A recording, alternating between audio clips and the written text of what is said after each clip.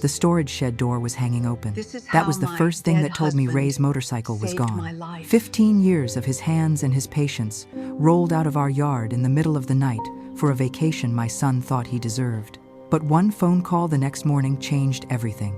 The man on the line said he had Ray's Indian chief. Said my husband had left something for me, something he'd hidden before he died. My name is Margaret Holt, and this is how my dead husband saved my life and taught my son and his wife a lesson they will never forget. Before we go on, tell me in the comments where you're watching from, and subscribe to my channel. We're building a place where people my age remember that the story isn't over just because we've hit our 50s or 60s. All right, back to what happened. The storage shed door was open. That was what kept poking at me as I stood in my kitchen, holding a mug of lukewarm coffee and staring through the back window. The June sun over Tucson was already harsh, turning the yard into flat white light and shadows. But inside the shed, it was dim, a black rectangle where the door stood rolled up. Ray never left it unlocked. Not once in 27 years of living in that house. And Ray had been gone for 10 months. I set my coffee down, my fingers suddenly useless, and slid open the back door. The heat hit me like someone had opened an oven. It was the kind of dry, suffocating heat Ray used to love riding through. Bandana on his head, bugs in his teeth, laughing when he came back dust-covered and happy. I crossed the yard in my slippers. The gravel pressed through the thin soles. A lizard darted under a flower pot. The shed smelled like old wood and motor oil. The Indian chief had lived right in the center 1948, cream and deep red, wide fenders like wings. Ray had spent 15 years on that bike, one bolt at a time, one paycheck at a time. That morning, there was nothing there. Just a pale rectangle on the concrete floor where the kickstand had rested for years, a darker smear of oil in the center like a bruise. His workbench along the back wall was untouched. Wrenches on hooks, each outline drawn in Sharpie. Jars of sorted screws. His old radio with its bent antenna. The spiral notebook with his maintenance notes lying open. The space where the Indian should have been felt wrong. Like someone had gutted a room out of our life and left the outline behind. My chest cinched tight. I put my hand on the doorframe, breathing in through my nose, out through my mouth. 40 years as a nurse in the cardiac unit, and I still use the same tricks I taught patients. Breathe, think, act. Only I couldn't think past that empty space. I stepped further in, reached for Ray's notebook. The last entry was dated 3 weeks before he dropped on our kitchen floor from a blood clot no one saw coming. Almost there. 15 years on this old girl. Maggie's going to ride her one day, even if I have to put her hands on the grips myself. Desert road trip next spring. Just us and the sky. My eyes stung.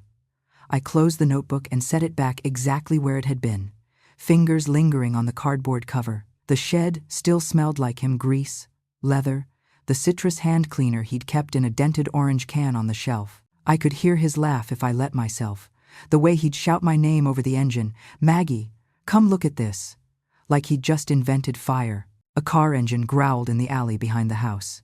I turned toward the yard. A silver crossover slid along the side of the house and into the tiny patch of gravel we called a driveway. Ethan's car. My son climbed out of the driver's side, lanky and 32, in a wrinkled t-shirt and expensive sneakers I knew he couldn't afford. Even from across the yard, I recognized the way his shoulders were hunched, his chin tucked down, a posture I'd seen when he was 6 and had broken the neighbor's window with a baseball. The passenger door opened. Savannah stepped out. Her hair was glossy and straight, dark as spilled ink. Oversized sunglasses covered half her face. She wore a silk blouse in a color I'd only ever seen in catalogs and jeans that fit too perfectly to be anything but designer. She didn't look at the shed. She looked at me. Even behind the lenses, I could feel her eyes measuring. Ethan came toward me, stopping at the edge of the yard like he wasn't sure if he was welcome. "Mom." I waited.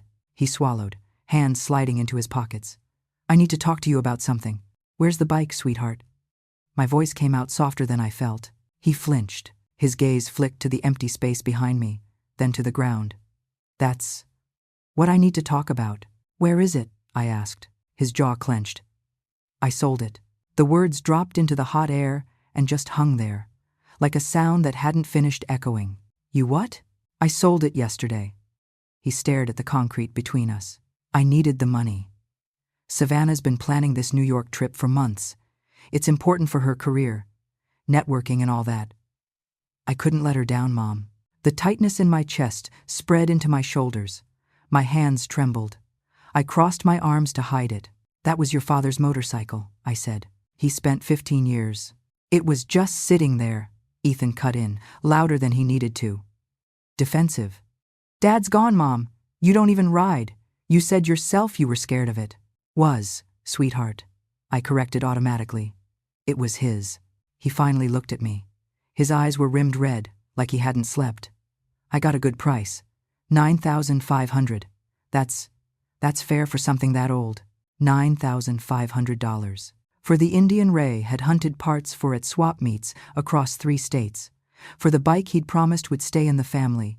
For our boy, and his kids after that. I wanted to scream. To take Ethan by the shoulders and shake him until some part of his childhood rattled back into place. Until he remembered standing in this very shed, watching his dad rebuild a carburetor, the way his small hands had fit inside Ray's large, grease-stained ones. But decades in intensive care had taught me to keep my voice level, even when my heart was tearing. When did you take it? I asked. Yesterday afternoon. You were at the store. He shifted his weight. I still had my key. From when I lived here. You never asked for it back. No, I hadn't. My mistake. And the lock? I glanced at the open door. He looked guilty for half a second. Dad always left it open, remember? Said if he thought of something in the middle of the night, he didn't want to fumble with keys. You should have asked me, I said. Would you have said yes? No. My voice didn't rise, but there was steel in it. I would not. Savannah had been hovering near the car, but she chose that moment to walk up the path. She moved like she owned the ground under her. She slid her hand through Ethan's arm, those long red nails resting lightly on his bicep. Carol, she started, then smiled as if she'd made a cute mistake. Sorry. Miss Holt. Margaret is fine, I said. Margaret, she repeated smoothly. We're not discussing this. It's already done. The bike is sold. We leave for New York tomorrow. This is between me and my son, Miss Monroe, I said. Her smile didn't move. I'm his wife. What's between you and Ethan is between all of us. Her tone was pleasant, reasonable, like she was explaining basic math to someone who couldn't count. He needed that money. The motorcycle was sitting unused in a hot shed. It made sense to sell it. It was his father's, I said again. And his father is dead. She said it flatly, without malice, just fact. Ethan is trying to build a life. We both are. Surely you understand that. I didn't trust myself to speak. I looked at my son instead. He dropped his gaze. Savannah's hand tightened on his arm. Possessive. We'll send you pictures from Times Square, she added lightly. You'd love it, the lights, the shows. So much more alive than all this. She gestured vaguely at my sunburned lawn, the block wall, the dull blue sky. The cruelty of it landed like a slap. I could almost believe she didn't know what she was saying. Almost. Ethan cleared his throat. We should go. Still have to pack, Mom. Yes, Savannah agreed, tugging him back toward the car. Early flight. He glanced back once as they reached the crossover. I stood in the mouth of the shed in my faded house dress and slippers, arms wrapped tight around myself. He opened his mouth as if to say something, then shut it and got in the car. Savannah rolled down her window. Take care of yourself, Margaret. We'll come by when we get back. They backed out, turned onto the alley, and were gone. The yard fell silent, except for the hum of an air conditioner somewhere down the block and the buzz of insects in the oleander bushes. I turned back to the shed and stepped into the empty space where the Indian had been. The heat pressed against me.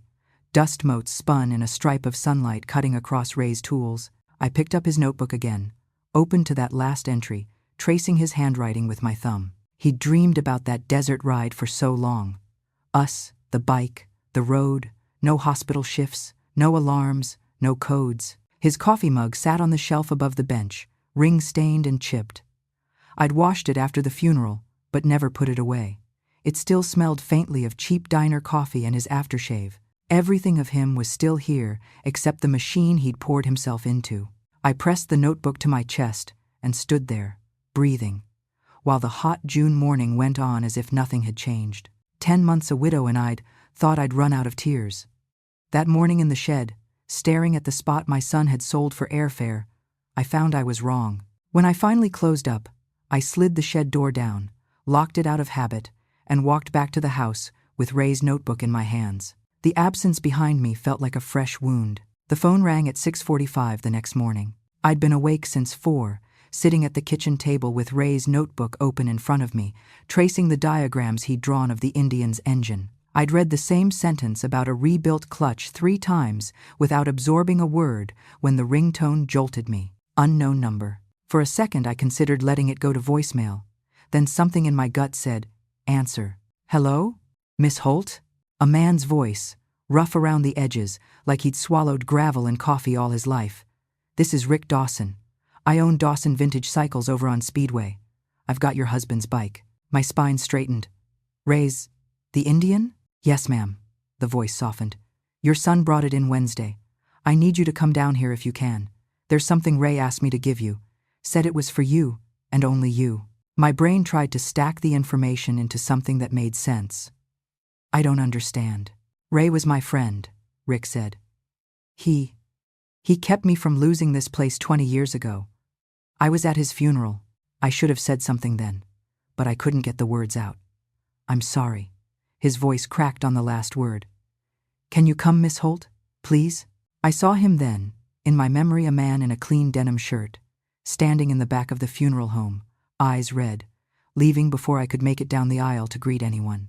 "Where are you exactly?" I asked. He gave me an address in the industrial strip off the freeway. I scribbled it on the back of an old utility bill. "I'll be there in half an hour," I said. Tucson mornings start hot and go to unbearable. I dressed quickly, jeans, a cotton blouse pulled my gray hair into a clip, and grabbed my keys. Driving past the hospital where I'd spent most of my adult life, I watched nurses in colorful scrubs crossing the lot, coffee cups in hand. Part of me missed it. Part of me was glad my badge was hanging in a shadow box on my living room wall. Dawson Vintage Cycles sat at the end of a row of metal buildings, the sign hand-painted but straight. Rows of gleaming motorcycles lined the fenced lot, chrome catching the early sun. A man in his early 60s waited by the door, big-shouldered, weathered face, gray hair pulled back in a short ponytail. He wore jeans and a button-down shirt with the sleeves rolled up. His eyes were rimmed red. He stepped forward as I parked. "Miss Holt?" "Yes." My mouth was dry. "You're Mr. Dawson?" "Rick?" He corrected gently, offering his hand. "Rick Dawson. Thank you for coming." His grip was firm, but his hand shook. "You said you have Ray's bike," I said. "I do." He looked down at our joined hands for a second, let go, and took a breath. "But before I show it to you, I need to tell you something." I said nothing, just waited.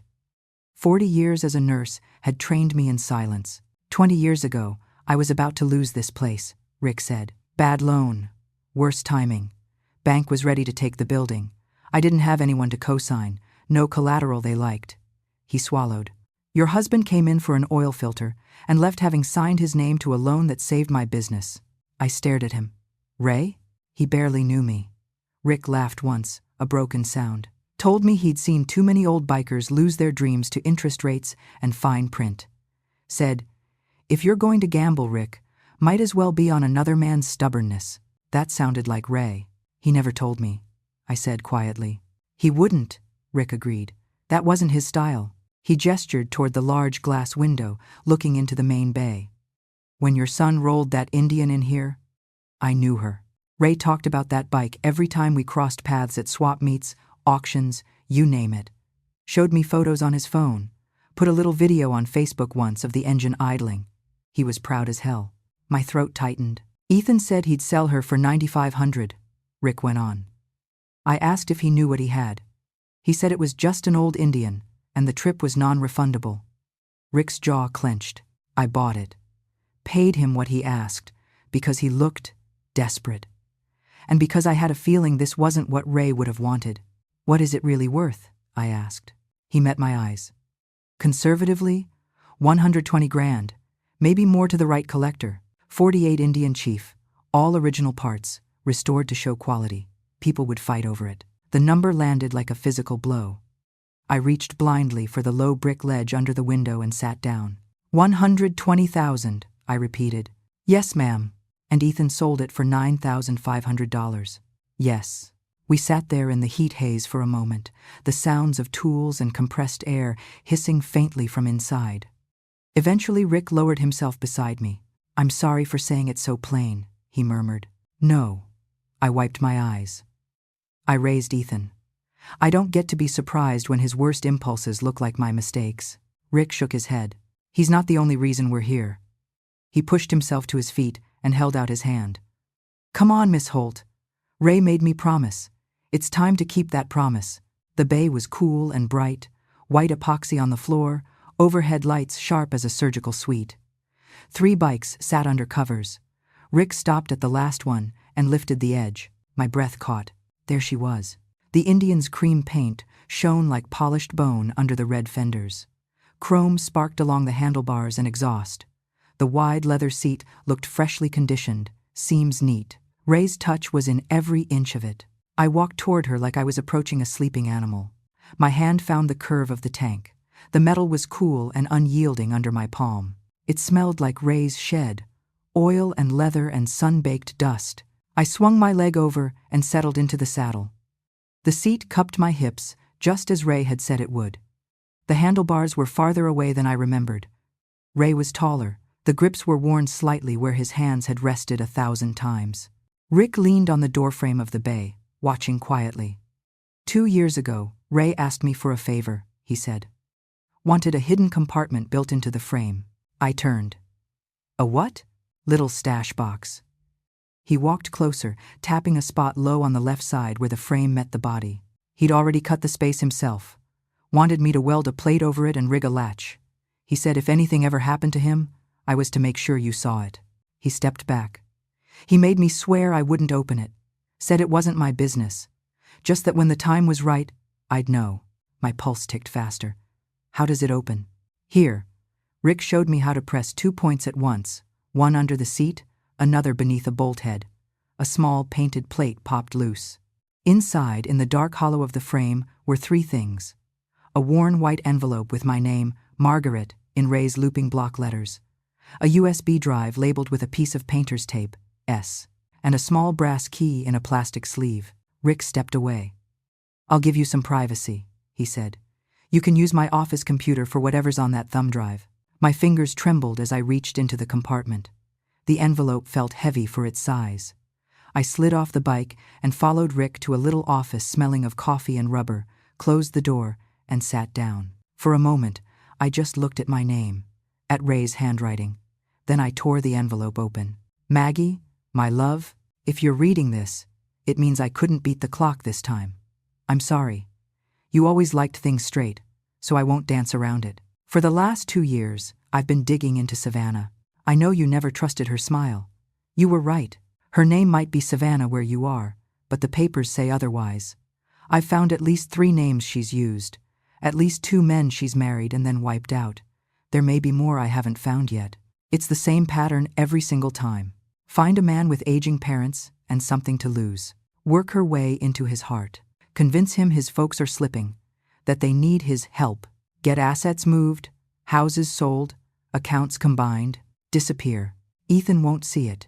He's in love. If I tell him without proof, he'll just think I'm an old man jealous of his life. So, I've been collecting proof. That little USB has everything I've got so far. Records, photos, notes. 2 of her past victims agreed to talk to me, but not the cops.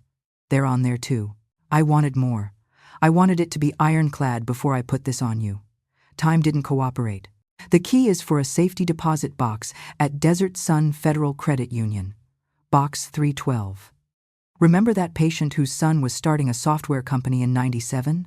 I invested $5,000 as a favor, forgot about it for 20 years. Turns out it grew into something real. I wanted you financially bulletproof, just in case. You are not helpless, Maggie. You never have been. Between that box and this bike, you're safer than she'll ever know. Most important, protect yourself, and protect our son. However mad you are, remember he's a victim too. I love you. I'm not done looking out for you yet, Ray. I read it once, twice. On the 3rd time, The neat rows of letters blurred, and I pressed the page to my face, sobbing like I hadn't since the night he died. Ray had known.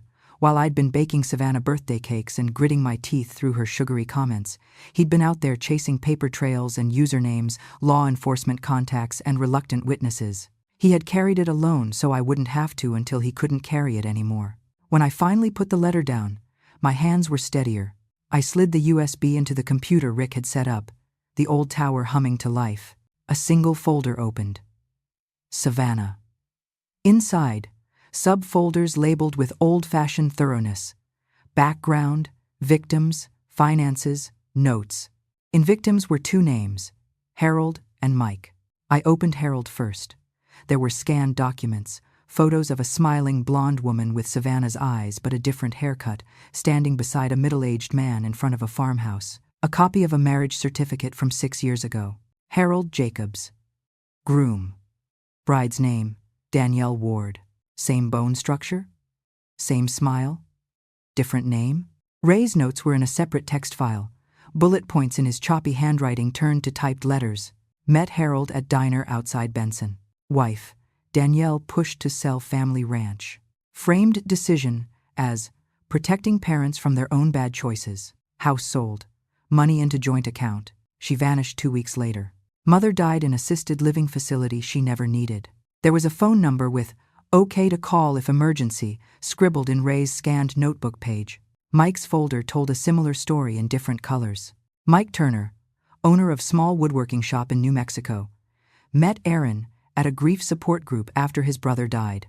She encouraged him to start fresh, to sell the shop and live his dream. Money gone days after the direct deposit. Shop closed. Bankruptcy filed. Another phone number. Another "okay to call." Ray's final PDF in that folder was a list of Savannah's usernames on different sites, screenshots of posts on caregiver forums, questions about how to convince stubborn elderly parents they need supervision, articles she'd shared about dementia and elder abuse. My stomach turned. She wasn't guessing. She had a script. I leaned back, wiped my face, and picked up the phone on Rick's desk. "Miss Holt?"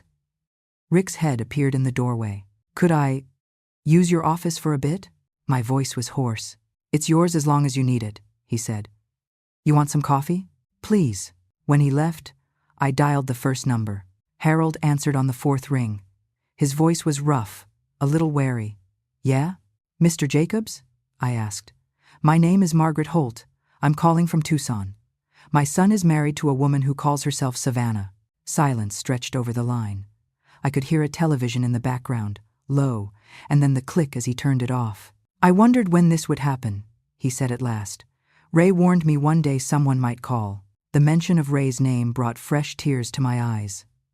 "Ray was my husband," I said quietly. "He passed away last year." "I'm sorry," Harold said. "He was a good man.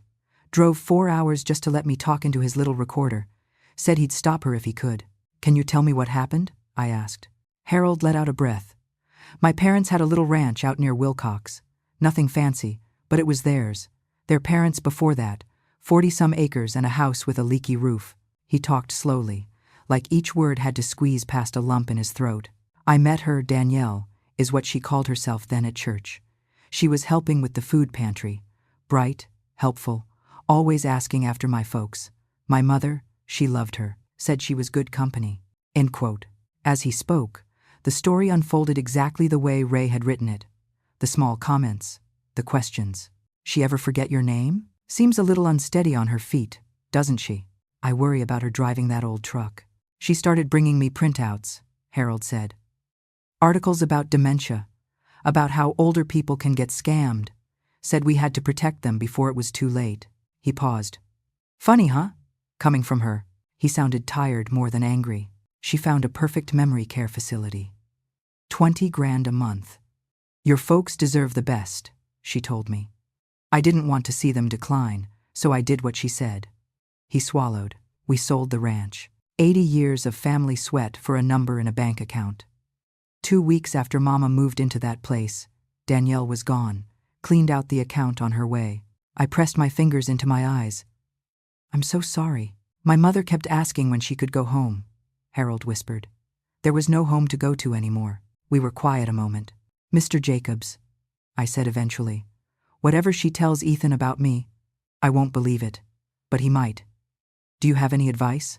"Document everything," he said immediately. "Every comment, every forgetful moment she points out. And don't let her get your name on anything you don't understand." "I won't," I promised. "And Miss Holt?" "Yes, I did." "Stop her." His voice hardened for the first time. "Don't let her do to your family what she did to mine." When I hung up, Rick slid a styrofoam cup of coffee onto the desk and left again without a word. I dialed the second number. "Mike Turner," a brisk voice answered. "Mr. Turner, my name is Margaret Holt. I think my son's wife might have done to you what she's trying to do to us." There was no silence this time, just a low whistle. "She got to another one." "Huh," he let me explain. When I said, "Savannah," he made a disgusted sound. "She was Erin when I met her," he said.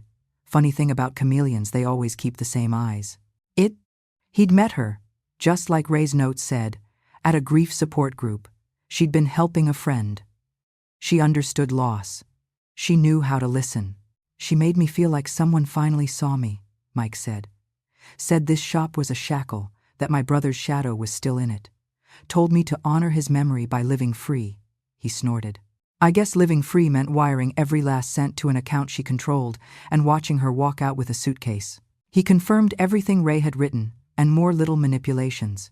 How she'd gently suggested his elderly aunt wasn't safe alone. How she'd offered to take the burden of managing the estate. "Does your boy have access to your house deed?" Mike asked. "No," I said. "Then you've still got time," he replied. "Use it." When I hung up the second time, my hands weren't shaking anymore. The fear had cooled into something solid. Resolve. I closed Ray's folders, pulled his letter toward me again, and read the last line. "I'm not done looking out for you yet." "Miss Holt?" Rick poked his head in. "You okay?" "No," I said honestly. "But I know what I have to do next." "What's that?" "Go to the credit union," I said. "Then find someone who knows how to put handcuffs on people like Savannah." I said. Desert Sun Federal Credit Union was across town, in a strip mall between a nail salon and a taco place.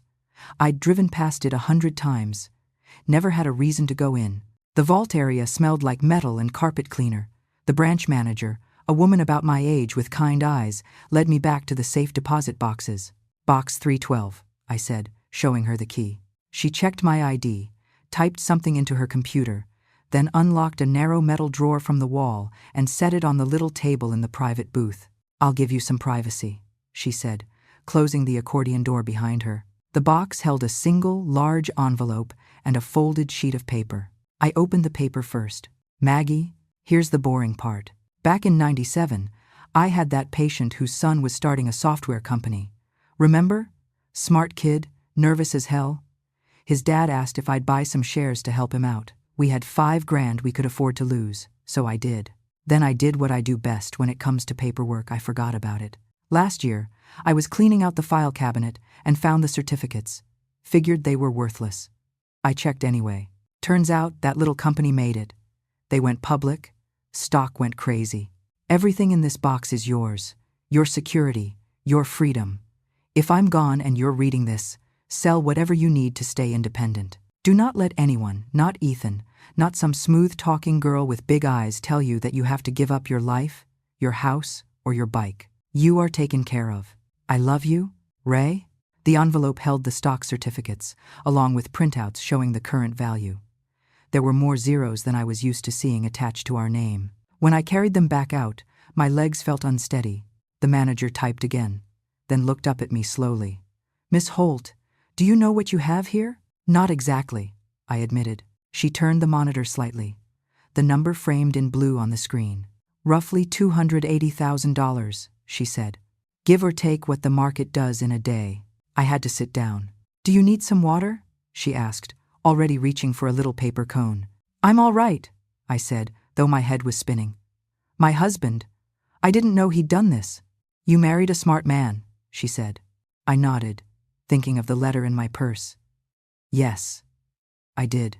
By the time I walked out into the afternoon heat, the fear in my chest had a counterweight, a sense of strength I hadn't expected to feel at 55, 10 months a widow. Savannah thought she was circling a helpless old woman with nothing but a paid-off house and a dead man's motorcycle. She had no idea what Ray had left in my hands. I met Janet Morales on a Saturday morning at a coffee shop near the hospital. Rick had given me her card, Janet Morales, Civil Investigations, and told me Ray had trusted her. Miss Holt? A woman in a navy blazer stood as I approached. Mid-40s, dark hair in a low bun, no-nonsense posture, eyes that had seen a lot. Yes, you must be Officer Morales. Just Janet now, she said, shaking my hand. I left the department 5 years ago. Too much paperwork, not enough justice.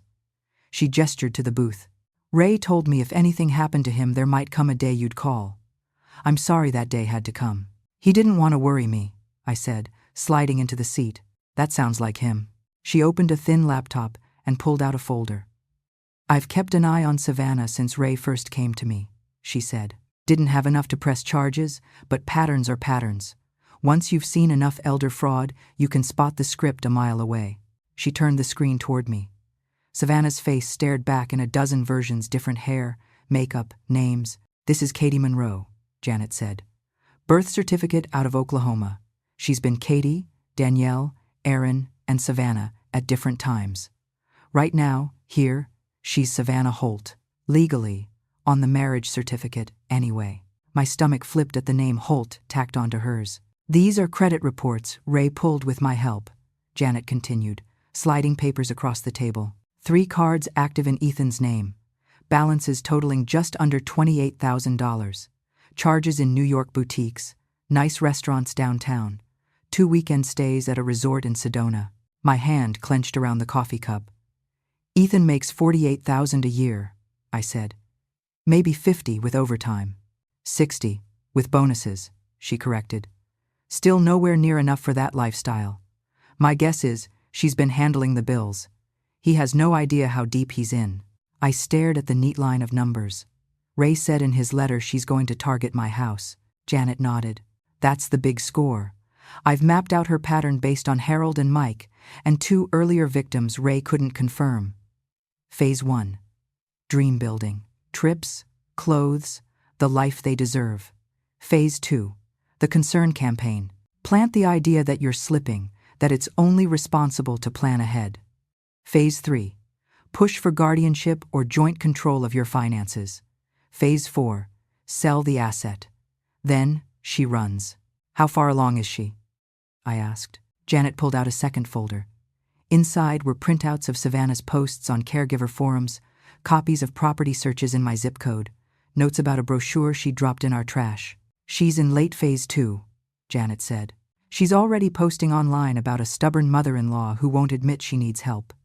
She tapped a comment with her pen. Any advice on convincing an older relative that moving to assisted living is for her own good? My stomach chilled. I've watched your house a few times, Janet added.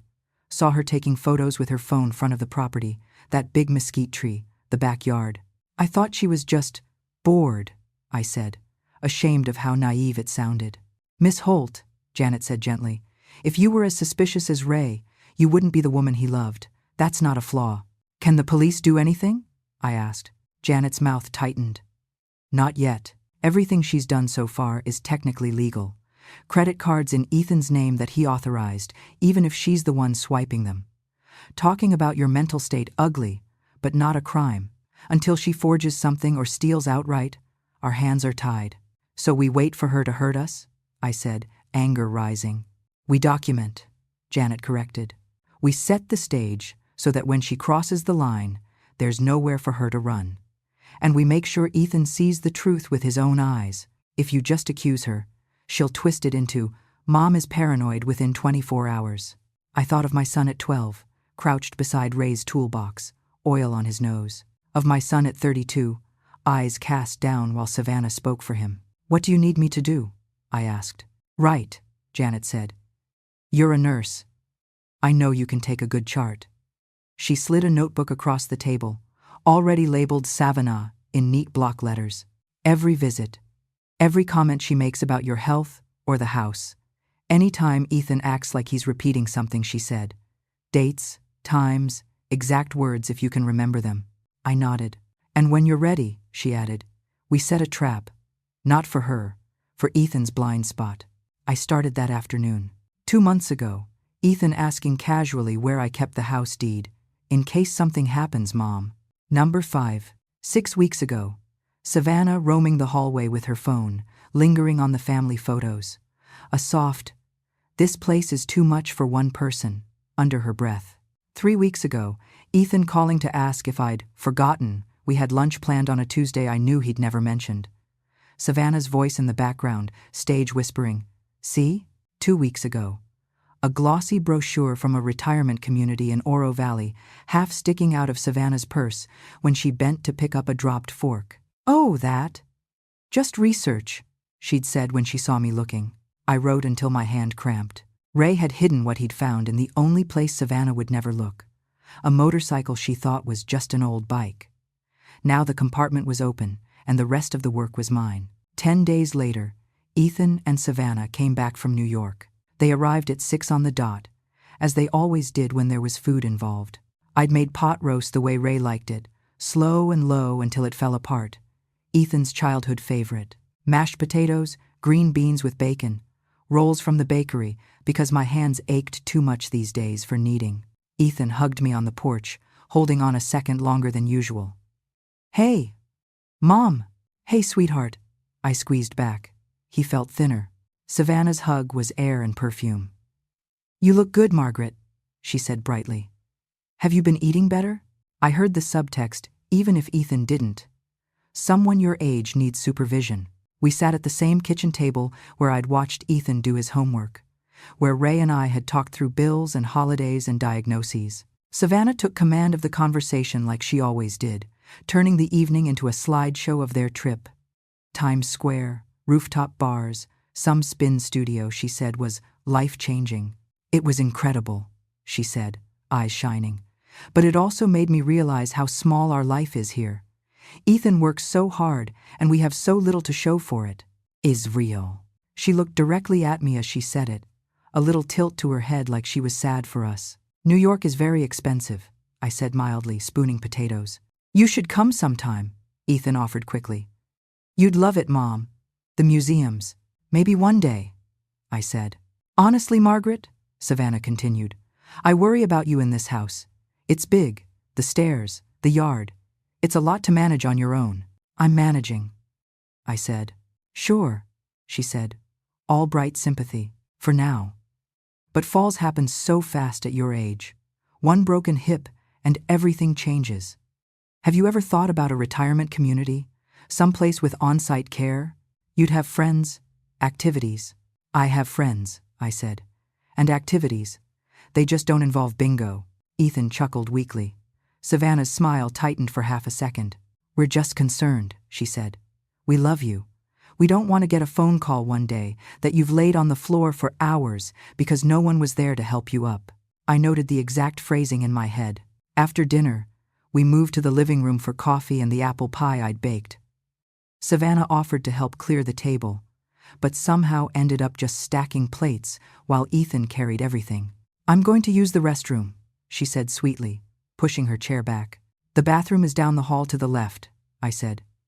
"Same as it's been since Ethan was in diapers." She laughed. "Right. Of course." 5 minutes passed, then 10. When I went down the hall, the bathroom door was wide open, light off. Savannah was upstairs. Her shadow moved under the crack of the door to my little office, the one Ray had never let anyone straighten because organized chaos is still organized. I climbed the stairs quietly, my hand sliding along the rail. She had the office door half open, fingers on the locked drawer of the file cabinet where I kept our insurance papers and, now, copies of what Ray had found. When she turned and saw me, she jumped, a hand flying to her chest. "Oh," she said, letting out a little laugh. "You scared me. I think I took a wrong turn. This house is like a maze." "The bathroom is downstairs, Miss Monroe," I said evenly. "Where it's always been." She touched my arm. "Silly me. Must be jet lag." "I'm just exhausted." "I'm sure," I said. "Let me show you back." I said nothing to Ethan when we reconvened in the living room. I just added another line to the notebook in my head. Unauthorized search of private office. 15 minutes out of sight. Excuse. Wrong turn. They left an hour later, Savannah kissing the air beside my cheek. Take care of yourself, Margaret. We'll come by again soon. We've been talking about options for your future. I'll be sure to look forward to that, I said. Ethan hugged me again, lingering. Love you, Mom. I love you too, son. When their car lights disappeared down the street, I sat at the table and opened Ray's notebook. Ray's notes, my notes, Janet's printouts, all of it spread before me. It was time. The next morning, I called Ethan. Hey, Mom, he answered. Everything okay? I need to talk to you, sweetheart, I said. Just you. Can you come by this afternoon? He hesitated. What's it about? Your father, I said. And something he left for you. A long pause. Savannah and I don't keep secrets, Mom. This is between you and me, I said, letting a little of my nurse voice slide in, the one that told interns without words that I was not asking. Please, he sighed. Okay, I'll tell her I'm helping you with something. I'll be there around 3. When he arrived, he looked like he'd slept even less than I had. He eyed the stack of papers on the table warily. If this is about the bike again, he started. It isn't, I said. Sit down, son. He folded himself into the chair like he was bracing for an injection. I pushed Ray's letter across the table. Read this first. He picked it up, eyes flicking across the page. As he read, the color drained from his face. His shoulders drew up. What is this? He demanded. Dad was investigating Savannah? For 2 years? Yes, I said. He didn't tell you because he didn't have enough proof. He didn't want to hurt you without being sure. He never liked her, Ethan snapped. This is just him being paranoid. He always thought I made bad choices. Look at the rest, I said. I spread out the printed photos. Savannah as Danielle, Savannah as Erin. Different hair, different towns, same eyes. Marriage certificates with other men's names. Photocopies of property records. Bank statements with balances draining in neat, clean lines. This could be anyone, Ethan said, though his voice had lost some force. Lots of people have the same eyes. Call them, I said, sliding Harold and Mike's numbers over. Ask them who they married. Ask them what happened afterward. Prove me wrong, sweetheart. Prove your father wrong. Ethan crumpled the list in his fist. I don't have to play along with this. He pushed back from the table, chair legs screeching. Why can't you just accept that I'm happy? Why do you have to tear down everything good in my life? Because your father spent his last months trying to protect you, I said quietly, standing too. And I am not going to let what he found die in a hidden compartment on a motorcycle. Ethan's eyes were bright with angry tears.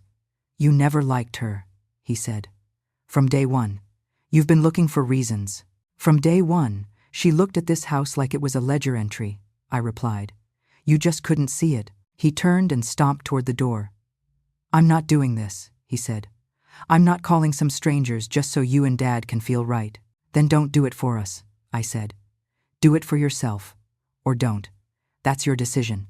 But if you leave, you're leaving knowing there's more to her story than she's told you. The door slammed behind him so hard the frame rattled. I stood in the quiet kitchen, surrounded by Ray's papers, listening to the echo of my son's anger. Then I sat down and waited. 9 hours later, the phone rang. I saw Ethan's name, and my stomach dropped. Ethan, his breathing was ragged. Mom, he said, voice cracked and raw. I called them. I sat down, my knees suddenly weak. Harold and Mike? Yes. His voice broke on the second name. They. It's her. It's all her. Different hair, different names, but the stories? They're exactly what you and Dad said. The ranch, the shop, the parents. I'm so sorry, sweetheart, I said. I went home after I left, he said. I was so mad at you, at Dad, but I couldn't get those certificates out of my head. The photos. So I thought, what if I just check? So I called Harold first. He didn't even sound surprised. He just started talking.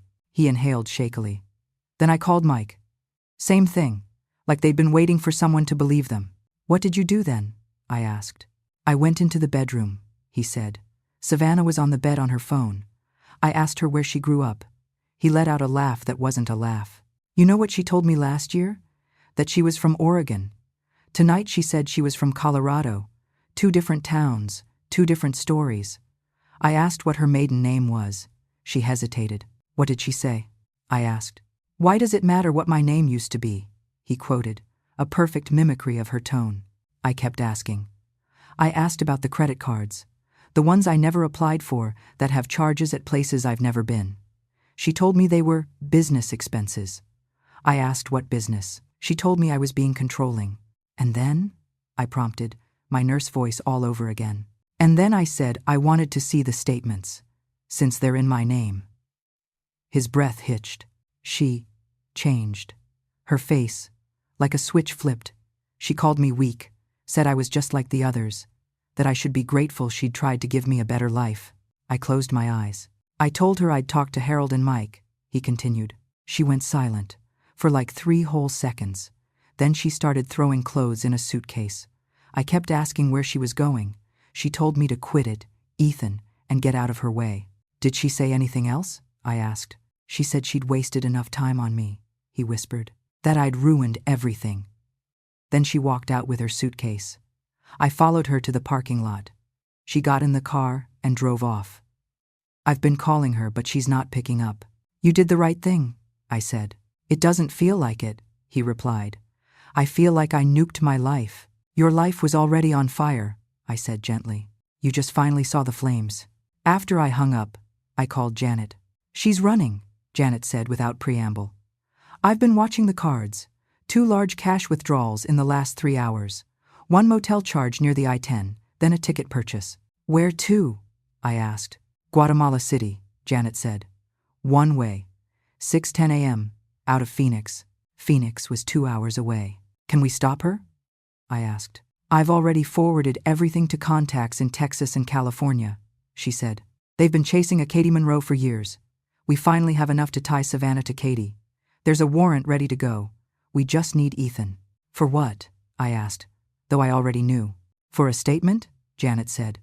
Credit card fraud, identity theft, whatever he can attest to. If he's willing to stand up, we can make sure she doesn't just disappear into another name. He'll be ready, I said. Tell me when to meet you.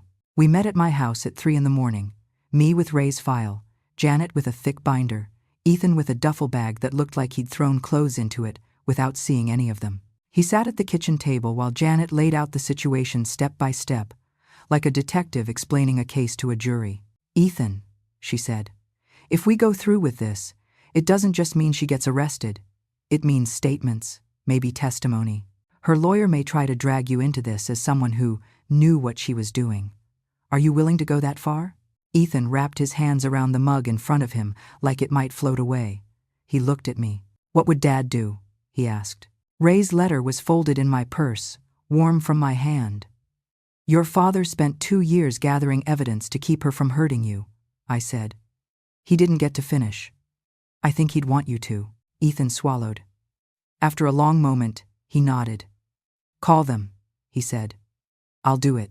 An hour later, we were on the road, heading north in Janet's car, the highway a ribbon of headlights and dark. Ethan sat in the back seat, staring at the window. I reached back and found his hand. He squeezed mine like a child grips a parent crossing a busy street. The Phoenix airport was waking up when we parked, coffee stands opening, bleary-eyed travelers dragging suitcases, announcements echoing off high ceilings. Janet checked her phone. She's checked in, she said. At security any minute. We stood behind a wide column with a clear line of sight to the TSA checkpoint. 2 plainclothes officers leaned against a kiosk nearby, pretending to scroll their phones. Ethan hadn't said a word since we got out of the car.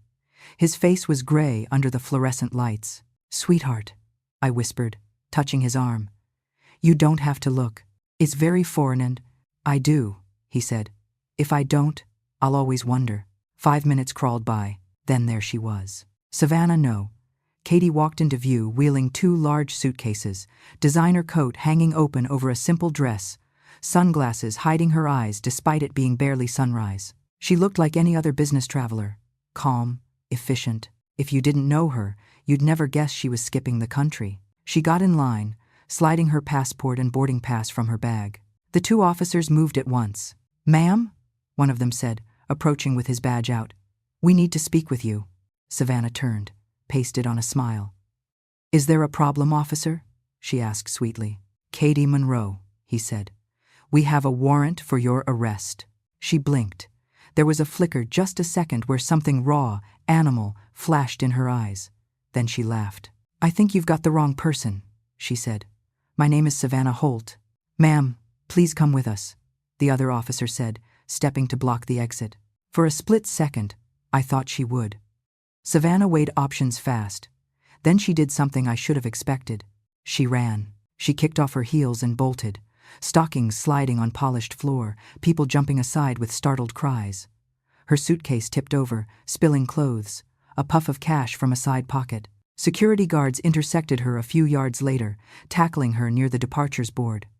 She fought like a wild thing, clawing and kicking, her voice rising into a shriek. "I didn't do anything! Get off me! Let me go!" Phones came up all around us, little glowing rectangles capturing the chaos. The officers cuffed her, read her rights while she writhed. One of them dragged the fallen suitcase upright and unzipped it. Inside, tidy stacks of cash were wrapped in rubber bands. I counted without meaning to. $27,000. The officer pulled out a second passport. The photo was Savannah's face. The name was different. "Katie Brennan," he read. "Care to explain this?" End quote. She spat at him. They hauled her to her feet. That's when she saw us. Her eyes landed on Ethan first, 30 feet away, standing stiff as a board. Then they flicked to me, at his side. She went absolutely still. All the fighting vanished. Her expression tightened, skin stretching over her cheekbones. It was like watching a snake coil. "You!" she hissed. She lunged toward us, the officers yanking back on her arms to keep her from closing the distance. Her voice rose to a scream. "You did this, Ethan. You pathetic little man. You think anyone like me wants a loser with a 9-to-5 and a mommy complex? You were a job, nothing more." Ethan flinched as if she'd hit him. I stepped slightly in front of him without thinking. Shoulders squared. Savannah's eyes locked on me. "And you," she snarled. "You old liar. You were supposed to be my score. 3 years I spent on you. 3 years of dinners and smiles and pretending to care if you fell down the stairs. You should have just gotten confused and signed the papers like you were supposed to." Her voice cut across the terminal, deadly clear. People stared. Someone gasped. Somewhere, a baby started crying. "You ruined everything," she spat. "I hope you rot alone in that ugly little house until someone finds you days later." "Ma'am," one of the officers said sharply, tugging her away. Savannah leaned forward as far as the cuffs allowed, her hair falling in her face, eyes wild behind it. "This isn't over," she screamed. "You hear me? I'll find another one. I always do." The officers dragged her backward, her words ragged and thinner with distance. Then a door swallowed her, and the noise of the airport rushed back in. I turned to Ethan. His face was wet. I hadn't even seen him start crying. I opened my arms, and my grown son folded into me like he was 11 again and had scraped his knee on the pavement. "Let's go home," I said. The next weeks blurred into paperwork and statements. We sat in a plain room at the Pima County Sheriff's Department while Detective Alvarez, broad-shouldered, tired eyes, explained the full scope. "Her legal name is, as we said, Katie Monroe," he told us. "She's been running cons since she was 20. Started small, bad checks, fake charities. Graduated to elder fraud 10 years ago." He slid a file across the table. "We've identified at least 5 major victims so far. 2 in Arizona, 2 in New Mexico, 1 in Texas. Your Harold and Mike are just part of the list." He pointed to a page with a photo of the real Savannah, the one whose name my son's wife had stolen.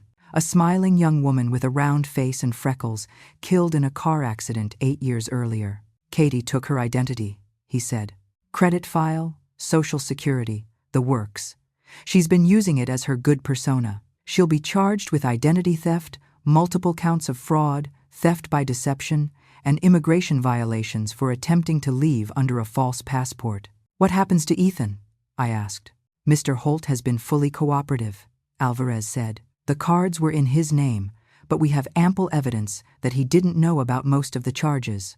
Fraud claims have already been approved on 2 of the accounts. We expect most of the debt to be forgiven." To Mr. "What about the marriage?" Ethan asked quietly. "A lawyer will explain it better," Alvarez said. "But since she married you under a stolen identity, there's a strong case for annulment. It will be like it never happened on paper anyway. Doesn't feel that way, Ethan murmured. I know, Alvarez said gently. 2 months later, Savannah Katie took a plea deal, 10 to 14 years in federal prison, depending on how the judge felt about the list of names Janet had helped compile. Harold and Mike both called to tell me.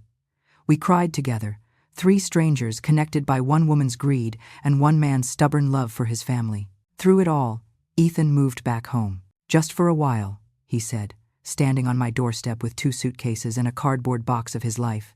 For as long as you need, I replied. Your room's still your room. The posters were faded and the football trophies dusty, but they were his. He stood in the doorway for a long time that first night, hand on the light switch, like he was stepping through time. He started therapy, twice a week.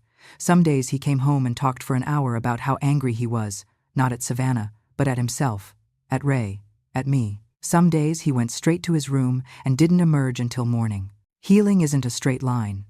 I'd told families that for years in the ICU. Watching my own child ride the roller coaster was different, harder. All I could do was keep the house steady around him, meals at regular times, the porch light on when he went out, coffee ready when he came back. A month after Savannah's sentencing, I found him in the shed. He was sitting on Ray's old stool, the maintenance notebook open on his knees. Tears ran down his face in clean tracks. I found this, he said hoarsely. I forgot it was here. He flipped to the first page. Ray's handwriting marched across it. Taught Ethan how to change the oil today. He's 12. Hands are still small but careful. He listens. Good boy. Another page, years later. Ethan came by to help install the new pistons. We didn't say much. Didn't need to. Just worked. These are the days I'll remember when they put me in the ground. He wrote it all down, Ethan whispered. Every little thing. He liked to keep records, I said, resting my hand on his shoulder. Of engines. Of people. I sold his bike, Mom. Ethan's voice broke on the sentence. I sold the thing he loved most for a stupid trip he never wanted to take, for a woman who was planning to destroy us. You didn't know, I said. I didn't want to know. He corrected. He tried to talk to me about her. I shut him down. The last conversation I had with him, I told him to stop meddling. A week later, he was gone. He wiped his face with the back of his hand. I never apologized. And then he couldn't finish. I reached into my purse and pulled out Ray's letter, the one that called him son and victim in the same breath. Read this part, I said, tapping the paragraph where Ray had written, protect our son. He's a victim in this too. Ethan's shoulders shook as he read. He didn't blame you, I said. He knew exactly how good she was at what she does. He knew you were working with half the information. I chose her over him, Ethan whispered. You chose the version of her she sold you, I said. That's different. In chapter 9. He let the notebook rest in his lap and covered his face with his hands. The sobs that came were deep and ugly, the kind that come from a hurt older than the current wound. I sat on the workbench beside him and waited. I'd sat with strangers through worse. When he finally lifted his head, his eyes were swollen and red. I wish I could show him I've learned something, he said. That I'm not the same idiot who handed over his car keys and his heart without reading the fine print. You can't show him, I said. But you can live in a way that would have made him proud. Ethan glanced at the covered shape in the corner. I wish the bike was still here, he said. I'd take care of it this time. I didn't say anything, just squeezed his shoulder. I already knew something he didn't. The envelope from the credit union had sat on my dresser for weeks, untouched. I'd made 2 decisions with the money inside. First, I wrote 2 checks for $10,000, each one to Harold, one to Mike. The memo lines read, for your mother's memory and for your brother's memory. I included short notes, from someone who knows what it's like to lose both a loved one and a home. I didn't expect them to fix anything. Money doesn't stitch all wounds, but sometimes it buys a little breathing room. Second, I decided to stay in the house Ray and I had built our life in. I could afford help with the yard. I could install better railings in the hallway. I could put grab bars in the shower. I did not need to sell my memories to feel safe. The morning the Indian came home, I was making coffee. The engine note rolled down the alley like thunder. Not a new bike's whine, a deep, throaty rumble I could have recognized in my sleep. I looked out the kitchen window. The Indian chief sat in the drive, cream and red shining in the sun. Rick was astride her, grinning like a kid. "Mom?" Ethan called from upstairs. "Do you hear that?" "I hear it," I said, already moving toward the door. We stepped onto the porch at the same time.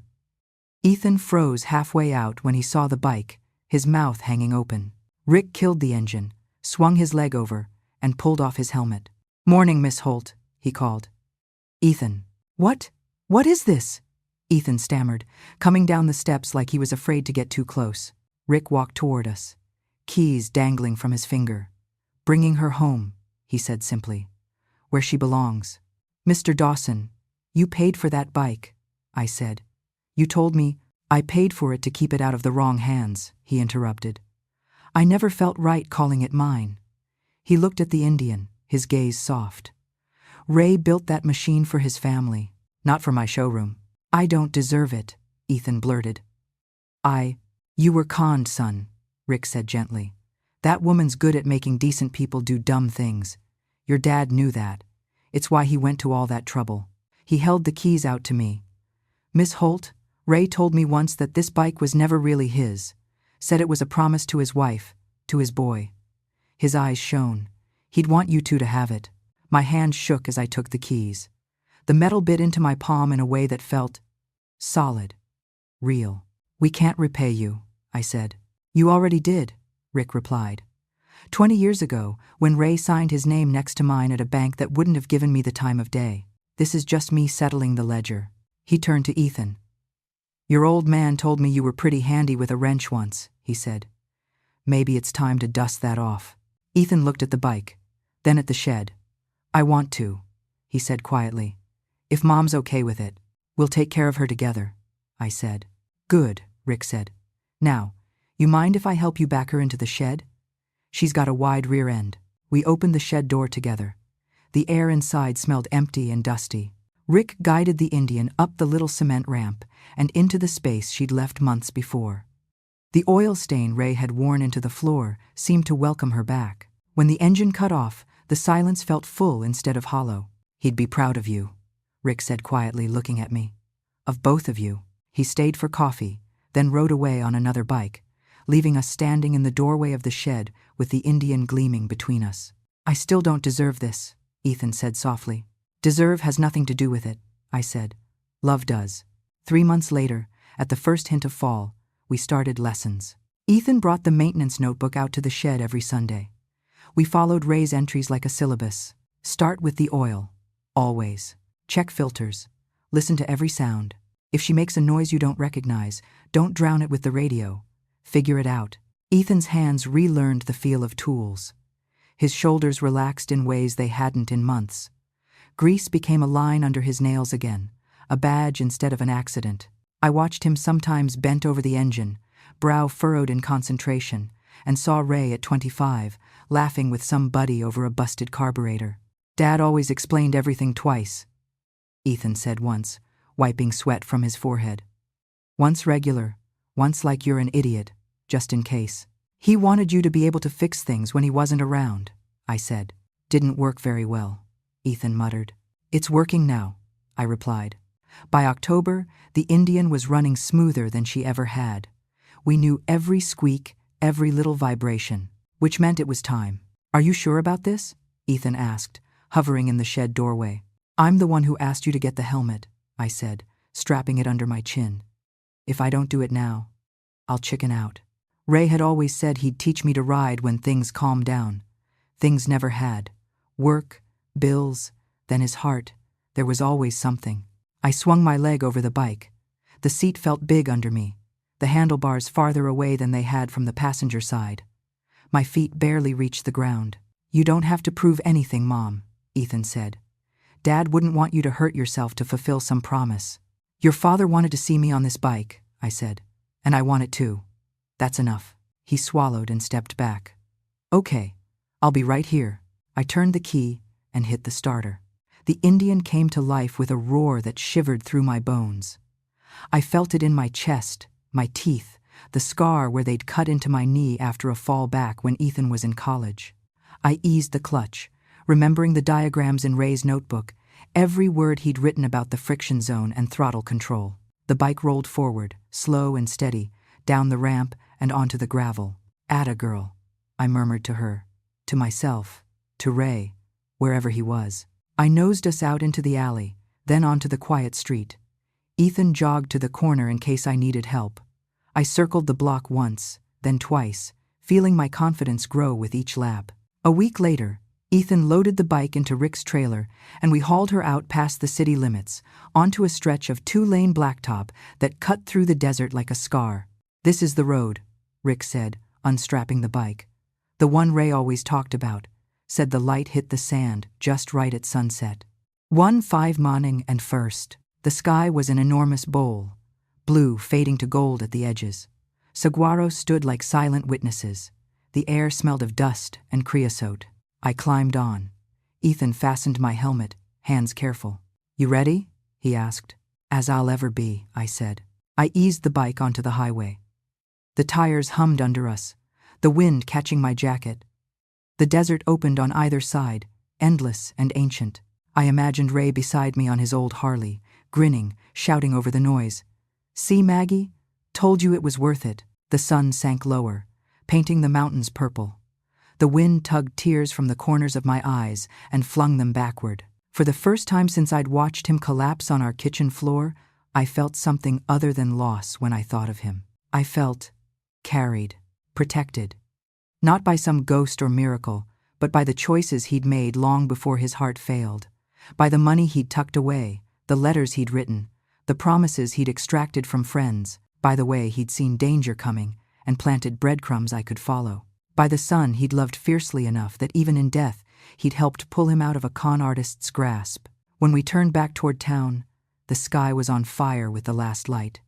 The Indian purred steady beneath me, every vibration familiar now. Back home, Ethan helped me back the bike into the shed.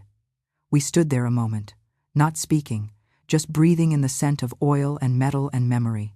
Inside, the house felt less empty. Not because Ray had come back, he hadn't. Dead is dead. I knew that better than anyone.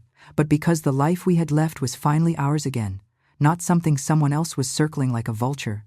So that's my story. If you've made it this far, I'd like to hear from you. Would you have forgiven your child for selling something that precious? Have you ever ignored your gut about someone because it was easier than facing the truth? Tell me in the comments, and don't forget to subscribe for more stories from people who know that even after loss, there are still roads worth riding.